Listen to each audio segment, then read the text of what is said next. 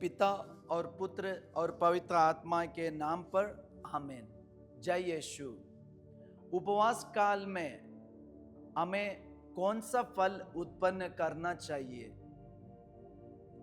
यीशु एक दृष्टांत बताते हैं। संत मत्ती का सुसमाचार अध्याय 25 वचन संख्या 14 से।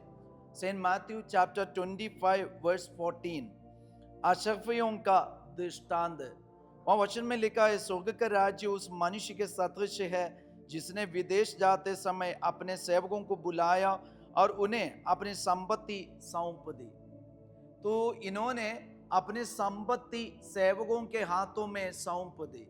और आगे वचन में लिखा है, उसने प्रत्येक की योग्यता का ध्यान रखकर एक सेवक को 5,000, दूसरे को 2,000 और तीसरे को 1,000 अशफियां दिया। वचन में लिखा है उसने प्रत्येक का योग्यता मन में या ध्यान रखकर। तो योग्यता के हिसाब से आज यीशु हमारे जीवन में बहुत सारे आशीष दिया है, टैलेंट्स दिया है, खूबियों को दिया है। अभी ये उपवास काल में हमारे लिए एक अच्छा समय है। यीशु ने हमारी योग्यता के अनुसार हमारे जीवन में सौंपे अशफियों को और टैलेंट्स को पहचानना, तभी हम फल उत्पन्न कर पाएंगे।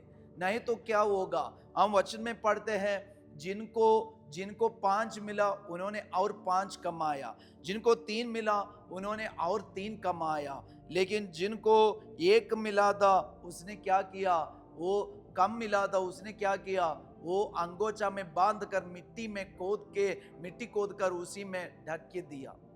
और लास्ट में क्या हुआ? स्वामी ने उसे उत्तर दिया, दुष्ट और आलसी सेवक, जो अपने टैलेंट्स को, अपने अशरफियों को इस्तेमाल नहीं करते, अपने समय का इस्तेमाल नहीं करते, जाग कर स्वर्ग राज्य के लिए कार्य नहीं करते। यीशु कलीसिया दिया ये उपवास का लिए 40 का फायदा नहीं उठाते, उनके बारे में वचन में लिखा है। वह वचन संख्या संत मत्ती का सुसमाचार अध्याय 25 वर्ष 26।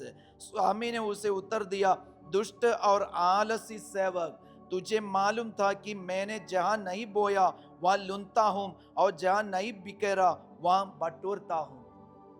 तो यीशु का स्वभाव जानने वाले हैं हम। तो उपवास काल हमारे लिए क्या के लिए?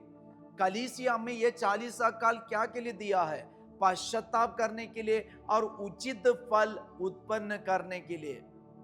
एक बार एक सन्यासी ने अपने 2 सेवकों को बुलाया, शिष्यों को बुलाया और उनके हाथ में कुछ पैसा दे दिए और उनको बताया, ये पैसा से तुम लोग जल्दी अपने कमरा को भर दो। कोई भी सामान से, चीज से आप अपने कमरा को भर सकता है। ये सुनकर शिष्य लोग पैसा लेकर बाजार गए और ये गुरु इस समय समाधि में या अपनी प्रार्थना में लग गए। वह इतना बढ़िया से प्रार्थना कर रहे और घंटों प्रार्थना के बाद वह अपने दोनों शिष्यों के पास आए और शिष्यों ने ये पैसा का इस्तेमाल कैसे किया है। जब पहले शिष्य के पास गया तो गुरु ने देखा कि वह उनको जो पैसा मिला था वो पैसा से बाजार में जाके बहुत सारे गेंदे या कचरा वो लेके आया है। ये पैसा कम है बोल के बहुत सारे कचरा लेके आया और अपने कमरा में कचरा से भर दिया है। जब कमरा खोल के देखा तो इतना दुर्गंध कमरा से आता है। और दूसरे शिष्य के पास गया तो देखा कि वह अगरबत्ती लेके आया और अपने कमरा में अगरबत्ती जला के रखा है। जब अगरबत्ती जल गया तो उनकी खुशबू और उनके सुगंध से पूरा कमरा भर गया।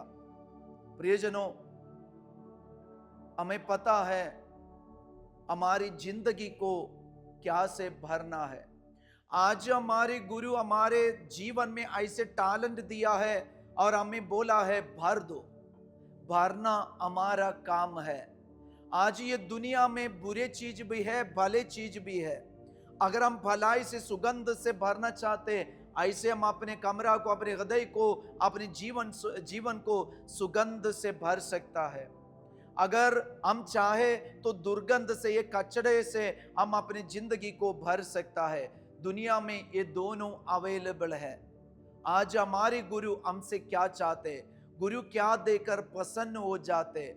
हमें चाहिए सुगंध, मसीह की सुगंध से, यीशु के क्रूस के सुगंध से, यीशु के दुख भोग के सुगंध से, यीशु की क्षमा के सुगंध से, यीशु के प्रेम की सुगंध से, अपने समान अपने पड़ोसियों को भी प्यार करो, ये वचन की सुगंध से हम अपनी जिंदगी भर दे। तभी हमारे गुरु हमें देकर प्रसन्न हो जाएंगे। ये 40 साल कलीसिया में इसलिए दिया है, हमारी जिंदगी को सुगंध से, मसीह की सुगंध से भरने के लिए। उनकी दया की सुगंध से हम भर दे, उनकी क्षमा की सुगंध से हम भर दे, उनके प्रेम की सुगंध से हम अपना जीवन भर दे। हम प्रार्थना करें। प्रभु यीशु, धन्यवाद देते, आपने दिए हमारे ये सुंदर जीवन, आपने दिए अशफियों के लिए, आपने दिए आशीष के लिए। यीशु, ये आशीष को लेकर हम भी अपने जीवन को सुगंध से भर सके। प्रभु आप लोगों के साथ हो। सर्वशक्तिमान ईश्वर पिता और पुत्र और पवित्र आत्मा आप लोगों को आशीर्वाद प्रदान करे। आमीन। जय यीशु।